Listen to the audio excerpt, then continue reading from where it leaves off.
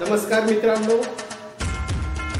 सर्वमंगल मांगल्ये शिवे सर्वार्थ साधिके शरण्ये त्र्यंबके गौरी नारायणी नमोस्तुते। अखिल महाराष्ट्राचे आराध्य दैवत कुलस्वामिनी तुळजाभवानी, धाराशिवची म्हणजेच उस्मानाबादची धारासुरवर्धिनी, वाशी तालुक्याच्या जवळची येरमाळ्याची येडेश्वरी, या सर्व देवी देवतांना माझं वंदन। यांचे आशीर्वाद घेऊन आज आपण परत एका नवीन विषयाला, नवीन इनिंगला, नवीन सामन्याला सुरू करत आहोत। फार पूर्वीच्या काळी रामायणामध्ये आणि महाभारतामध्ये गुरुकुलामध्ये जाऊन विद्या ग्रहण करावी लागायची। आपल्या सगळ्यांना माहित असेलच, वाल्मिकींचं रामायण सध्या टीव्हीवर चालू आहे। वाल्मिकी असतील, महर्षी व्यास असतील, गुरु द्रोणाचार्य असतील, यांच्यासारखे थोर गुरु या भारतामध्ये होऊन गेलेले आहेत। गुरु शिष्याची अशी खूप मोठी परंपरा या भारताला लाभलेली आहे आणि महाराष्ट्र म्हणजे तर काय, साधू संतांचा प्रदेश आहे। म्हणूनच या प्रदेशाला महाराष्ट्र असं म्हटलं जातं। माझ्या उस्मानाबाद जिल्ह्याचं तर आगळं वेगळं वैशिष्ट्यच आहे, कारण उस्मानाबाद जिल्ह्यात आहे आई तुळजाभवानी। या तुळजाभवानी चरणी नतमस्तक होऊन आज परत एकदा एक नवीन इनिंग चालू करण्यासाठी आपल्या समोर येत आहे। म्हणतात गुरुर् ब्रह्मा गुरुर् विष्णू गुरुर्देव महेश्वरा, गुरु साक्षात परब्रह्म तस्मै श्री गुरुवे नमः। जे काही ज्ञात अज्ञात असंख्य गुरु असतील, या सर्व गुरूंच्या चरणापाशी माझी वंदना। आणि आजपासून आपण हा जो नवीन विषय बघणार आहोत, या विषयाचे नाव आहे एम्प्लॉयबिलिटी स्किल। म्हणजेच काय, तर रोजगारक्षम कौशल्य। आपल्याला ज्या वेळेला रोजगार मिळवायचा असतो, त्यावेळेला हे रोजगारक्षम कौशल्य आपल्याला पाहिजे। DGETनं आपल्या अभ्यासक्रमामध्ये हा नवीन विषय आणलेला आहे। काय आहे हा विषय आणि या विषयाचं काय महत्त्व आहे, हे आपण वेगळ्या व्हिडिओच्या माध्यमातून परत एकदा सिलेबसच्या 2 पार्टमध्ये पाहणार आहोत।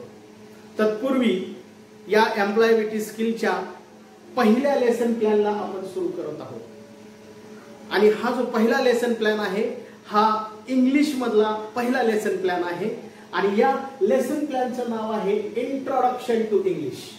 इंग्रजीची ओळख। इंग्रजीची तर ओळख तुम्हाला करून द्यायचीच आहे, पण पहिल्यांदा मी माझी ओळख तुम्हाला इंग्रजीतून करून देतो। Very good morning to all of you. Myself is mister Kiran Prakash Sarkar from government industrial training institute Osmanabad district Washi, and today I am going to teach you topic number 1, lesson number 1, and name of the topic is introduction to English. What is English? What are the components of English? And so many things we are going to learn from today in this particular topic. आता तुम्ही म्हणाल, माझ्या डोक्यावर काही इंग्रजाचं विमान गेलंय का? बरोबर आहे तुमचं। महाराष्ट्रामध्ये 450 ITI पैकी 400 ITI असे आहेत की जे ग्रामीण भागामध्ये आहेत। ग्रामीण भागातल्या विद्यार्थ्याला इंग्रजी समजणं अत्यंत महत्त्वाचं आहे। म्हणूनच मी ज्या वेळेला 2014 साली एम्प्लॉयबिलिटी स्किल हे पुस्तक लिहिलं आणि हे पुस्तक प्रकाशित केलं, त्यावेळेला हे 2 भाषेत पुस्तक प्रकाशित केलं, इंग्रजीमध्ये आणि मराठीत। वरती इंग्रजीचा पॅरेग्राफ आहे आणि त्या इंग्रजीच्या पॅरेग्राफचा सेम टू सेम अर्थ मराठीत आहे खाली। त्यामुळं हे पुस्तक या महाराष्ट्रामध्ये कानाकोपऱ्यामध्ये फार विकलं गेलं आणि आज सर्व शिल्पनिदेशक असतील, सर्व प्राचार्य असतील, अधिकारी असतील, प्रशिक्षणार्थी असतील, विद्यार्थी असतील आणि छोटी छोटी मुलं सुद्धा असतील, यांची मागणी होत होती की खरंच एम्प्लॉयबिलिटी स्किल हा पार्ट अत्यंत महत्त्वाचा आहे। फक्त ITIच्याच विद्यार्थ्याला नाही, तर अगदी प्रत्येक विद्यार्थ्याला रोजगार महत्त्वाचा आहे आणि ज्याला रोजगार पाहिजे त्याला हे रोजगारक्षम कौशल्य त्याच्या अंगी असणं आवश्यक आहे। चला आज आपण सुरू करूया। Let us start from today and today's topic is introduction to English. प्रत्येक भाषा, प्रत्येक लँग्वेज जेव्हा बनत असते, त्यावेळेला त्या लँग्वेजची काही वैशिष्ट्ये असतात। तिचं एक अंतरंग असतं आणि या इंग्रजीच्या अंतरंगाला आपण आज अगदी सुरुवातीपासून सुरुवात करणार आहोत. म्हणजेच आपण अल्फाबेट्स पासून सुरुवात करणार आहोत. तुम्ही म्हणाल हा एम्प्लॉयबिलिटी स्किल हा जो विषय आहे, हा विषय शिकत असताना आम्हाला काय एबीसीडी पासून सुरुवात करायची आहे का? तर विद्यार्थ्यांनो होय, नक्कीच तुम्हाला एबीसीडी पासून सुरुवात करावी लागेल. आणि हा विषय तुम्हाला कुठे घेऊन जाईल? तर हा विषय तुम्हाला इंटरव्ह्यू देण्यापर्यंत घेऊन जाईल. अगदी इंटरव्ह्यूला जाताना कपडे कोणत्या रंगाचे घालायचे, बाह्या फुल ठेवायच्या का हाफ ठेवायच्या, कलर कोणचा घालायचा, जांभळा घालायचा, पिवळा घालायचा का पांढरा घालायचा, जायचं कसं, पावडर लावायची का, केस विंचरायचे का, पॅन्ट कशी घालायची, बूट कोणते घालायचे, या सगळ्या सगळ्या सगळ्या गोष्टींची तुम्ही काही काळजी करण्याची आवश्यकता नाही. कारण तुमच्या सेवेत आजपासून मी रुजू झालेलो आहे आणि विषय घेऊन रुजू झालेला आहे, तो म्हणजे आहे एम्प्लॉयबिलिटी स्किल. हा विषय तुम्हाला समजवेल, शिकवेल. हा विषय म्हणजे नुसता विषय नसून हा एक प्रकारचा संस्कारच आहे. फार पूर्वी म्हटलेलं होतं, 100 दिवस बकरी होऊन जगण्यापेक्षा 1 दिवस वाघासारखं जगून दाखवा. तसंच आज सुद्धा मी विद्यार्थ्यांना नेहमी सांगतो, 100 दिवस बेरोजगार म्हणून जगण्यापेक्षा 10 दिवस स्वतःचा रोजगार करून जगा आणि एकच दिवस फक्त किमान 1 दिवस धीरूभाई अंबानी सारखं उद्योगपती म्हणून जगा. आणि विद्यार्थी जे जे माझ्या हाताखालून जातात ते सगळे विद्यार्थी उद्योगपती होण्यासाठी काम करतात, रोजगारक्षम कौशल्य घेतात. हा एम्प्लॉयबिलिटी स्किल हा नुसता विषय नाहीये, तर हा एक प्रकारचा संस्कार आहे. जो आयटीआयला विद्यार्थी येतो त्या विद्यार्थ्यावरती हा संस्कार होणं अत्यंत महत्वाचं आहे. म्हणून हा अशा प्रकारचा अष्टपैलू व्यक्तिमत्व असलेला, ज्याच्यामध्ये इंग्रजी आहे, कम्युनिकेशन स्किल आहे आणि वेगवेगळ्या प्रकारच्या कायद्याचं सुद्धा ज्ञान या विषयामध्ये दिलंय, असा हा विषय. आणि या विषयाचा नजराणा निश्चितच डीजीईटीनं आयटीआयच्या विद्यार्थ्यांसाठी आणलेला आहे. प्रत्येक विद्यार्थ्यासाठी हा विषय कंपल्सरी आहे. हा विषय पास झाल्याशिवाय आयटीआय पास होता येत नाही. आणि 7 समुद्रापलीकडनं म्हणजेच 7 राज्य ओलांडून दिल्लीतनं येणारं सर्टिफिकेट एम्प्लॉयबिलिटी स्किलला 50 पैकी कमीत कमी 15 मार्क असल्याशिवाय मिळत नाही. तर ते मार्क मिळवणं अत्यंत महत्वाचं आहे. चला आपण या विषयाकडे वळूया. हा विषय शिकत असताना सगळ्यात महत्वाचं अल्फाबेट्स. इंग्रजीमध्ये अल्फाबेट या शब्दाचा अर्थ आहे मुळाक्षर. What is the meaning of alphabet in your mother tongue? Alphabets means तुमच्या मराठी भाषेमध्ये मुळाक्षर. मूळ अक्षर. कोणतीही भाषा ज्या वेळेला तयार होते त्यावेळेला मूळ अक्षर असतात. मूळ अक्षरामध्ये स्वर मिसळले जातात आणि स्वर मिसळल्यानंतर त्यापासून अक्षर तयार होतं. अक्षरांचा समूह त्याला आपण शब्द म्हणतो. शब्दांच्या समूहाला वाक्य म्हणतात. वाक्याच्या समूहाला परिच्छेद म्हणतात. परिच्छेदाच्या समूहातून पान तयार होतं. पानाच्या समूहातून पुस्तक तयार होतं आणि पुस्तकाच्या समूहातून ग्रंथालय तयार होतं. Alphabet is a basic building block of English language. Consonants. 21 consonants are there in English and 5 vowels are there in English. Consonants plus vowels is equal to alphabet. Collection of alphabet is word. Collection of word is sentence. Collection of sentences is paragraph. Collection of paragraphs are pages and collection of pages are books.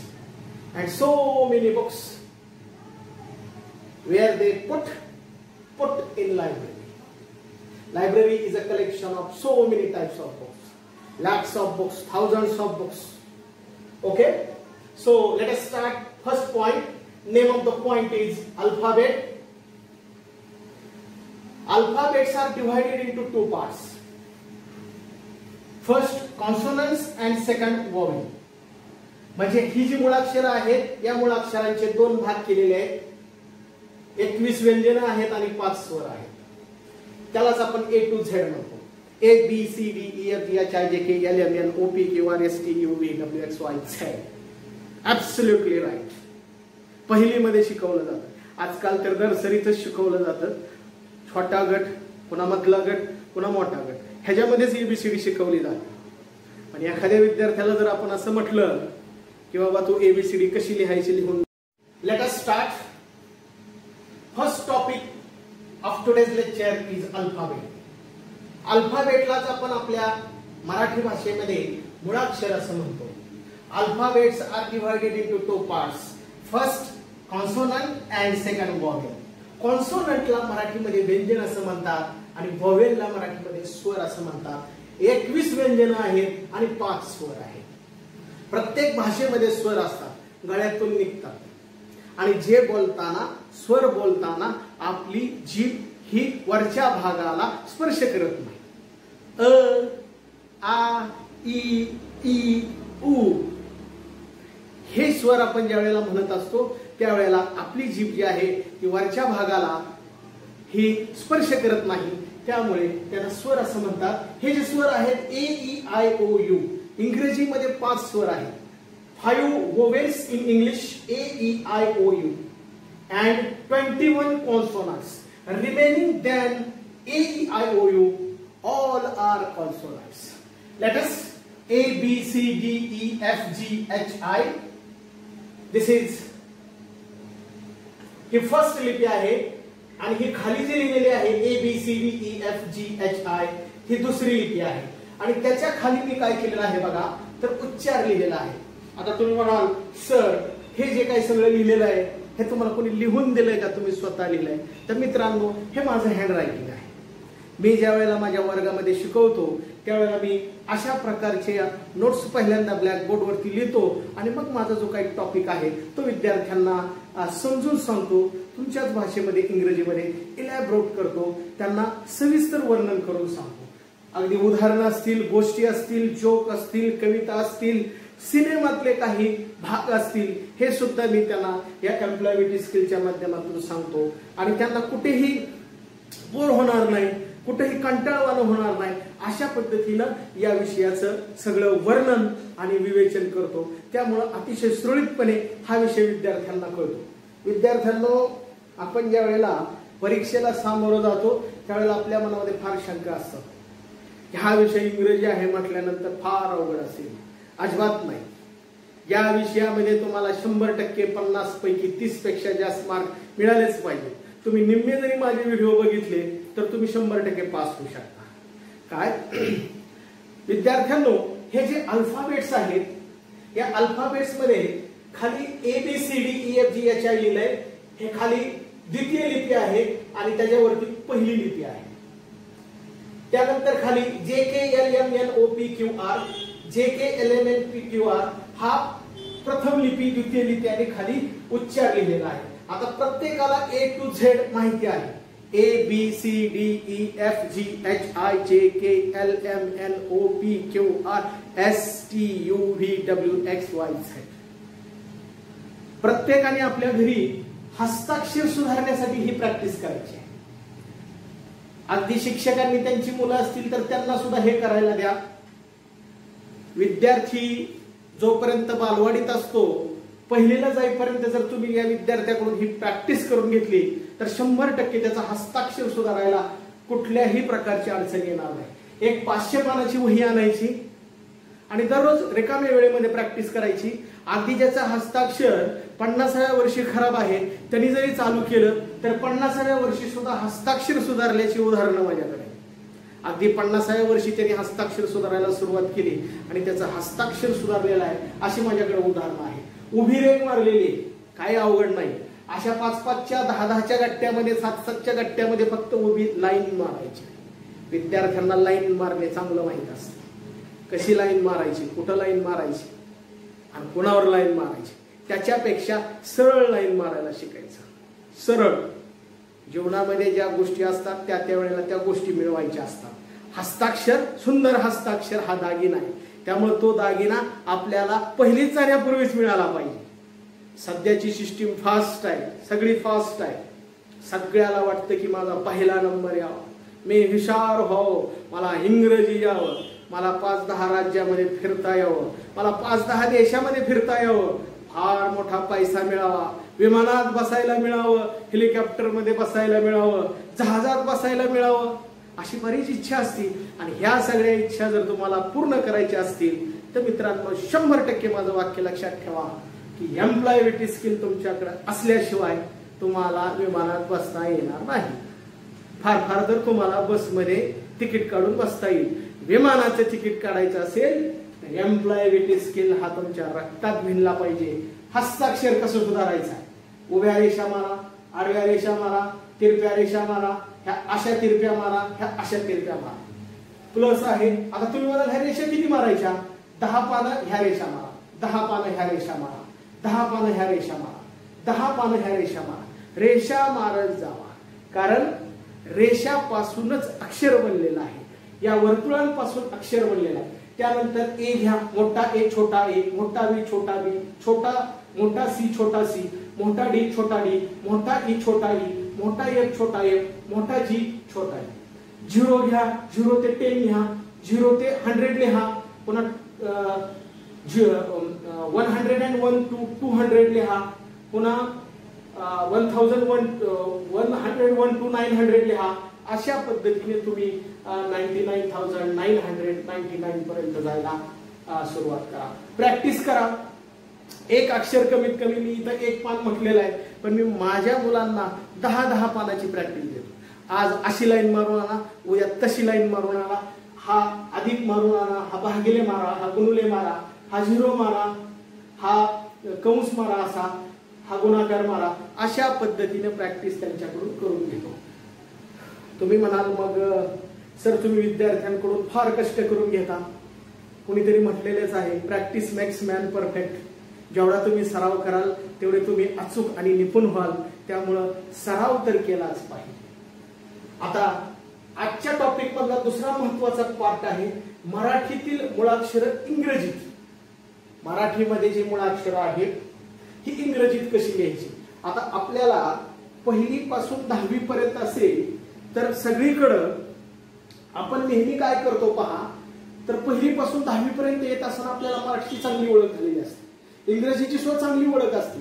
पण आपल्या सगळ्याला तर माहितीच आहे ITला येणारे विद्यार्थी कसे असतात, कुठले असतात, त्यांना किती मार्क असतात आणि त्यांना ITला यायची किती इच्छा असते. 10वीची परीक्षा होते. अगदी 10वीची परीक्षा देत असताना आई त्या मुलाला ओवाळते परीक्षेला जाताना, जणू काय महाभारतातल्या युद्धालाच चाललाय. अशा पद्धतीने त्याची आई त्याला ओवाळते आणि ते महायुद्ध करून परत येते पोरग. त्याचा रिझल्टचा दिवस असतो. अगदी रिझल्टच्या दिवशी 10 देवांच्या पाया पडतो. मात्र त्याला मार्क पडतात 55%, 60%, 50%, 45%. तुम्ही म्हणताल माझे लाडके पोरं कोणचे आहेत, तर माझे सगळे लाडके पोरं 60 पेक्षा कमी मार्क असलेले. कारण ITला येतात कोण 60 पेक्षा कमी मार्क असलेले. 60 पेक्षा वरचे मार्क असलेले कुणी डिप्लोमाला जातं, कुणी 11वी 12वीला जातं आणि 11वी 12वीला गटांगल्या खाऊन पुन्हा ITला येतात. काय त्यामुळं माझ्याकडे येणारे विद्यार्थी हे कमी मार्काचे असल्यामुळं मला अत्यंत खालच्या पातळीतून त्यांना प्रशिक्षण द्यावं लागतं आणि खालच्या पातळीतून सुरुवात करावी लागते. त्यांना समजेल असं सांगावं लागतं, त्यांच्या मध्ये उतरावं लागतं, त्यांच्या समस्या सोडवाव्या लागतात. आणि मला एकदा माहिती आहे की 40-50% पोरं काय करतात. शरद पवार साहेब नेहमी सांगतात मला 35% मार्क होते, पूर्ण देश चालवला त्यांनी. अशा खूप मोठ्या मोठ्या लोकांची उदाहरणं आहेत काय की जे शिकले कमी पण त्यांनी देश चालवला. धीरूभाई अंबानी नेहमी आपण त्यांचं उदाहरण घेतो. एका पेट्रोल पंपावर पेट्रोल विकत होते, पण आज त्यांच्या कंपनीमध्ये लाखो कर्मचारी काम करतात. अगदी लाखात पगारी त्यांना आहे काय. त्यामुळं आपल्याला अगदी खालून सुरुवात करायची आहे. मराठीत मुळाक्षर आहे ती मुळाक्षर इंग्रजीत कशी लिहायची बघा. अ ला ए म्हणतात, आ ला ए म्हणतात, ई ला आय म्हणतात, ई ला डबल ई म्हणतात. आता आपल्याकडे 2 ई, एक आहे ई आणि दुसरी आहे ई. आपण थोडा भर देतो त्याच्यावर. पहिली ई आहे ती साधी ई आहे आणि दुसरी ई आहे ती भर दिलेली ई आहे. म्हणून पहिल्या ई ला आय आहे, दुसऱ्या ई ला डबल ई आहे उ यू. आता दुसरा उ आहे उ. थोडासा तो काय आहे तर दीर्घ आहे. हा पहिला उ आहे, हा थोडासा लहान आहे. हा दुसरा उ आहे तो थोडासा काय आहे मोठा आहे, त्यामुळे त्याला डबल ओ दिलेला आहे. त्यानंतर आहे ए, ई, ऐ त्याला ए आय असं म्हटलं जातं, ओ त्याला ओ असं म्हटलं जातं, औ त्याला एयू असं म्हटलं जातं, त्याला एम असं म्हटलं जातं आणि अहा त्याला एच असं म्हटलं जातं. हे आहेत स्वर. आपण आता हे स्वर बघितले अ ए आ ए ई ई ई डबल ई उ यू उ डबल ओ ए ई ऐ ए आय ओ ओ औ ए यू ए एम अहा ए एच. आता हे स्वर आहेत 12. आणि आपल्याकडे समजा जर एखादा पोरगा जर लय खोडकर असेल तर त्याला आपण म्हणतो बघा काय 12चा पोरगा आहे. तशी ही स्वर सुद्धा लय खोडकर आहे त्याच्यामुळे ही 12 आहे. काय ही स्वर सगळे आहेत 12चे त्याच्यामुळे ह्या स्वरांची संख्या सुद्धा आहे 12. त्यामुळे हे आपले नेहमी 12 वाजवू शकतात. त्यामुळे ह्या स्वरांचा अभ्यास नीट करणं आवश्यक आहे. त्यानंतर खाली दिलेले आहेत व्यंजन.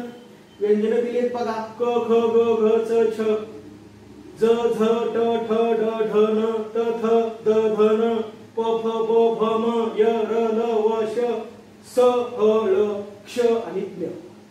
आता कसा तयार करायचा क पासून कमल, ख ग पासून गणपती, घ पासून घर, च असे वेगवेगळे आपल्याला शब्द तयार करायचे. या कॉन्सोनंट पासून या व्यंजनापासून आपल्याला शब्द तयार करायचे. क ला म्हणतात के, ख ला म्हणतात के एच, ग ला म्हणतात जी, घ ला म्हणतात जी एच, च ला म्हणतात सी एच, छ सी एच एच, ज ला म्हणतात जे, झ ला म्हणतात झेड किंवा जे एच. काही अक्षर ही अशी आहेत की जी कॉम्बिनेशन पासून बनतात. म्हणजे झेड असेल किंवा जे एच असेल, झच्या जागी तुम्ही झेड लिहिलं तरीही चालेल, झच्या जागी तुम्ही जे एच लिहिलं तरी सुद्धा चालेल. ट ला टी, ठ ला टी एच, ड ला डी, ढ ला डी एच, न ला एन, त ला टी, थ ला टी एच, द ला डी, ध ला डी एच, न ला एन, प ला पी, फ ला पी एच, ब ला बी, भ ला बी एच, म ला एम, य ला वाय, र ला आर, ल ला एल, व ला व्ही किंवा डब्ल्यू दोन्ही पैकी काहीही चालेल. श ला एस एच, श ला एस एच, स ला एस, ह ला एच, ल ला एल, क्ष ला के एस एच किंवा एक्स, ड ला डी एल वाय किंवा डी. आता तुम्ही म्हणाल सर तुम्ही काय बोलता, एक शब्द कानावर पडेपर्यंत पुढले 4 शब्द कानावर पडलेले असतात. हळूहळू मित्रांनो तुम्हाला सवय होईल. रिव्हॉल्वर आणि AK-47 मध्ये जो फरक असतो तो फरक आहे. रिव्हॉल्वर मध्ये एका वेळेला एकच गोळी झाडली जाते आणि AK-47 मध्ये धड धड धड धड धड एका वेळेला 100 गोळ्या झाडल्या जातात. आता तुम्ही म्हणताल पर्सनॅलिटी डेव्हलपमेंट करायचा हा विषय आहे. काय एखाद्या स्वर्गातल्या अप्सरेला जर पटवायचं असेल आणि तिच्या समोर जर तुम्ही 5-10 इंग्रजी वाक्य अशी टाकलीत तर पटलीच म्हणून समजा. एखाद्या दुकानात तुम्ही गेले आणि तुम्हाला एखादी वस्तू घ्यायची आहे आणि 4 इंग्रजीत वाक्य बोलले की समोरचा लगे डाऊन येतो. आईला लय गिराईक भारी दिसतंय, इंग्रजीत बोलतंय. काय त्याच्यावर आपला वट्ट पडतो. तुमच्या भाषेत काय पडतो? वट पडतो. तसा आपल्याला जर वट्ट पडायचं असेल या समाजावरती, आपला प्रभाव पडायचा असेल या समाजावरती, तर आपल्याला इंग्रजी चांगलं येणं आवश्यक आहे.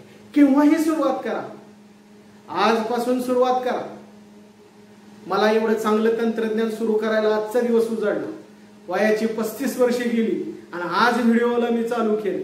तसं तुम्ही सुद्धा माझ्यापासून सुरुवात करा. अतिशय चांगला शिक्षक मी आहे. माझ्याकडे नापास हा शब्दच नाही. माझ्याकडे आला की पासच, आणि साधा सुद्धा पास नाही, 30च्या वरीच. 50 पैकी 30 म्हणजे 100 पैकी 60. काय परिसा शेजारी लोखंड आल्यानंतर त्या लोखंडाचं जसं सोनं होतं तसं माझ्या जवळ आल्यानंतर नक्की तुम्हाला इंग्रजी येणार. माझी काही मुलं परदेशात आहेत, काही मुलं वेगवेगळ्या फॅक्टरीचे मालक आहेत, काही मुलं लाखात पगार कमवत आहेत. महाराष्ट्र शासनाच्या सेवेत आपल्याकडे मी आलो. संत तुकाराम महाराजांनी म्हटलेलं आहे, असाध्य ते साध्य, असाध्य ते साध्य करिता सायास कारण अभ्यास तुका म्हणे. तुकाराम महाराजांनी म्हटलेलं आहे, तुम्हाला असाध्य गोष्ट जर साध्य करायची असेल तर त्यासाठी तुम्हाला प्रयत्न करावे लागतील. संत तुकाराम महाराजांनी तेव्हाच सांगून ठेवलेलं होतं, वाळूचे कण रगडिता तेलही गडे. त्यामुळं माझ्यासोबत 50-100 लेक्चर केले की ऑटोमॅटिक 5 स्टार हॉटेलला गेल्यानंतर अतिशय चांगलं समोरची पोरगी जशी बोलती तसं तुम्हाला इंग्रजी बोलता आलंच पाहिजे आणि 100% तुम्हाला येणारच. कारण आपण सुरुवातच कशी केली ABCD पासून. काय सगळ्यालाच कळून चुकलं. 26 मूळ अक्षर आहेत, त्यातली 21 व्यंजन आहेत आणि 5च काय आहे ओवेल्स आहे. आता आपल्याला सह्याद्री, हिमालयन, चंद्रभागा माझ्या आवडीची नावं लिहिलेली आहेत. सह्याद्री महाराष्ट्रातला, हिमालय भारतातला आणि चंद्रभागा माझ्या पणजीचं नाव आहे. आणि भीमेला पंढरपूरला चंद्रभागा म्हणतात. आणि ही तिन्ही नावं कशी आहेत बघा. हिमालय पहिल्यांदा घेतला आपण. हिमालयमध्ये ही आहे, मा आहे, ल आहे आणि य आहे. अत्यंत साधा शब्द आहे हिमालय. किती मोठा पर्वत आहे, गगनचुंबी पर्वत आहे. अमरनाथ त्याच्यामध्ये बसलेले आहेत हिमालयामध्ये. गंगोत्री बसलेले आहेत, यमुनोत्री बसलेले आहेत, काय केदारनाथ बसलेला आहे आणि बद्रीनाथ सुद्धा याच हिमालयामध्ये बसलेले आहे. ते हिमालय आपण इथं ब्लॅक बोर्डवर आणून ठेवलेला आहे. तो हिमालय काय किती मोठा हिमालय आहे बघा. ही तयार करायचा आपल्याला शब्द HI. हे कळला घेतलाय आपण HI. बघा ह कुठं आहे बघा. शोधा म्हणजे सापडेल. ओके हे बघा ह हा H आहे. आता ह्याला वेलांटी द्यायची, पहिली वेलांटी द्यायची I. HI. ही मा, तसाच मा तयार करायचा. महा म्हणजे M, त्याला काना जोडायचा A. यल म्हणजे यल, त्याला शब्द पूर्ण करायचा आहे L, त्याला A जोडला. य म्हणजे Y. आता त्याच्या पुढचा शब्द आहे सह्याद्री. सह्याद्रीचा स SA. ह ला या जोडलेला आहे. H हा स्वतंत्र आहे पण हा H पूर्ण नाहीये, हा H अपूर्ण आहे. आणि हा य जो आहे त्याला काना आहे, त्यामुळे Y आणि A लिहिला आहे. आता द्री आहे, हा द्री. र अर्धा आहे, ड अर्धा आहे, त्याला र अर्धा आहे आणि त्याला दुसरी वेलांटी आहे. त्या द्रीला TRI असं म्हणतात, सह्याद्री. आणि शेवटचं अक्षर जे आहे चंद्रभागा. चंद च च्या डोक्यावर पूज्य दिलेला आहे, च च्या डोक्यावर टिंब दिलेला आहे बा. मुद्दामून तो पूज्य जरा मोठा काढलेला आहे तुम्हाला दिसण्यासाठी. CHA म्हणजे च आणि पुढं वरती जो टिंब काढलाय तो आहे N. पुन्हा द्र आला बघा, हितला द्र हिता आला. DRA भा BHA आणि गा GA CHAN DRA BHA GA. आता तुम्ही जर 100 शब्द तयार केले, तुम्ही जर 100 शब्द तयार केले तर रोज 8च दिवस तर तुम्हाला जगातला कोणताही शब्द तयार करता येईल. जगातला कोणत्याही शब्दाचं अचूक स्पेलिंग तयार करता येईल. कसं करायचं? आता तुम्हाला मुद्दामून ह्या 3 नावाची आधी नावं कशी तयार करायची ती सांगितली, पण ती कशापासून तयार होतात ते सांगितलेलं नाही. ते आता सांगणार आहे. कारण तुम्हाला स्पेलिंग सहज तयार करता येतं, पण ते कसं तयार करायचं ह्याची तुम्हाला पूर्ण 100% माहिती नसते. बरेच विद्यार्थी हे 60% कमी टक्क्याचे असल्यामुळं त्यांना हा पाठ अतिशय चांगल्या प्रकारे रिवाइज करणं आवश्यक आहे. कारण इंग्रजीमध्ये जर लिहिण्यामध्ये जर चूक झाली तर त्याला गावंढळ असं समजलं जातं, काही येत नाही त्याला. ढ आहे इंग्रजीमध्ये नापास झाला, काय अगदी त्याच्या आयुष्यावर असा ठप्पा पडतो. काय जसा त्या चंद्रावर डाग आहे तसं डाग टाकतात. इंग्रजी काय येत नाही त्याला, ढ निवड.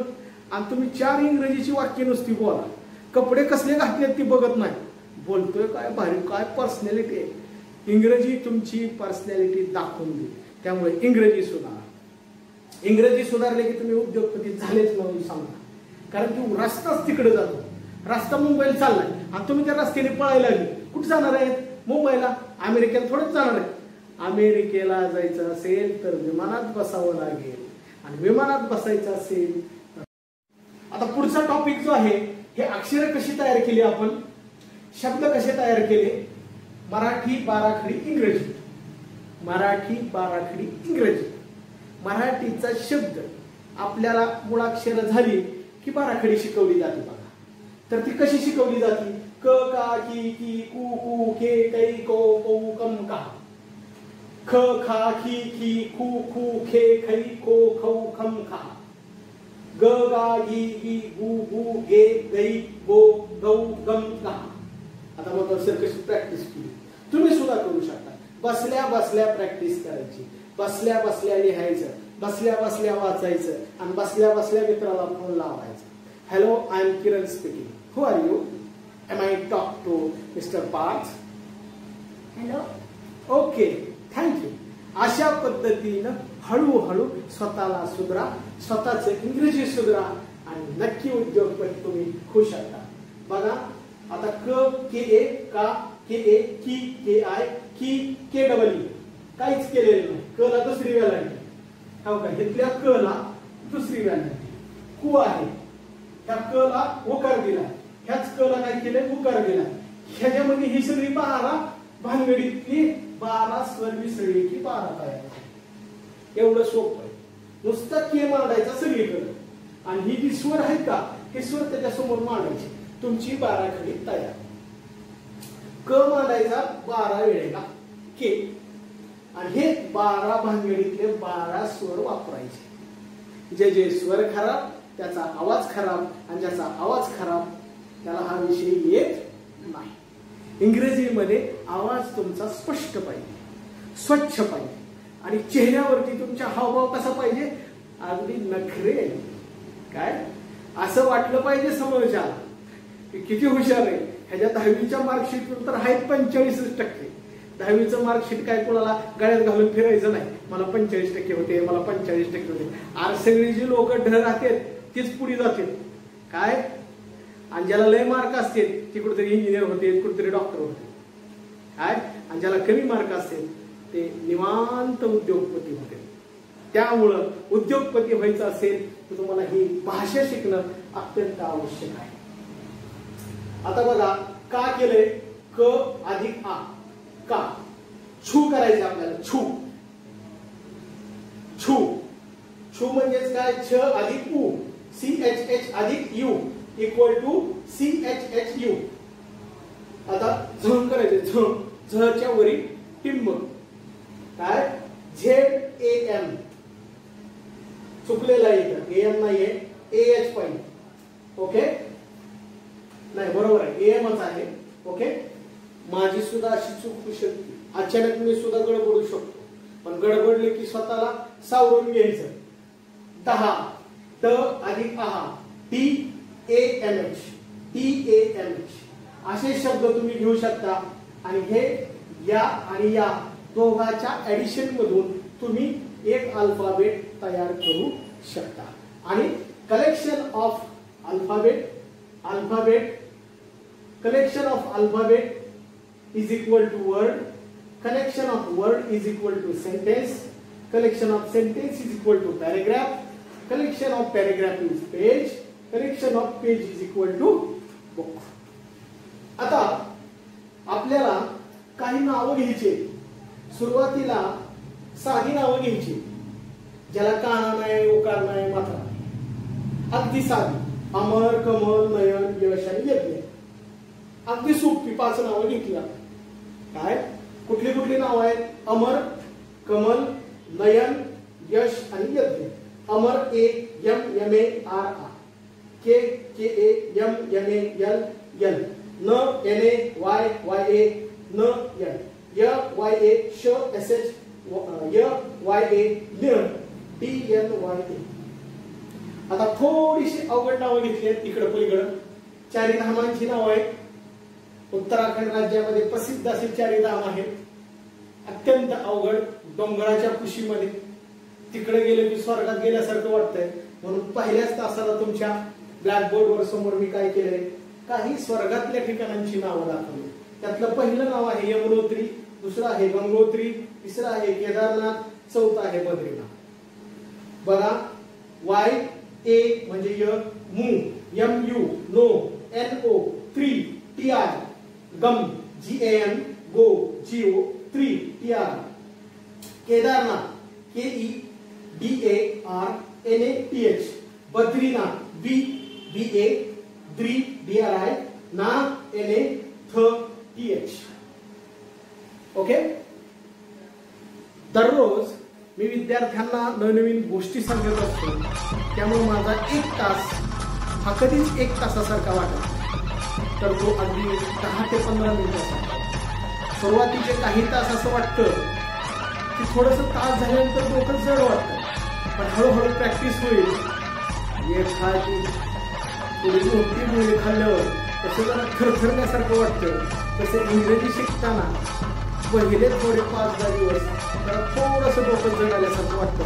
नंतर या इंग्रजीची तुम्हाला सवय होऊन जाईल आणि एकदा का तुमचं विमान हवेत उडालं की निश्चित तुम्ही तुमच्या बायकोला तर 5-10 देश दाखवतालच, तुमच्या आईवडिलांना हा भारत दाखवाल आणि तुम्ही नक्की यशस्वी व्हाल.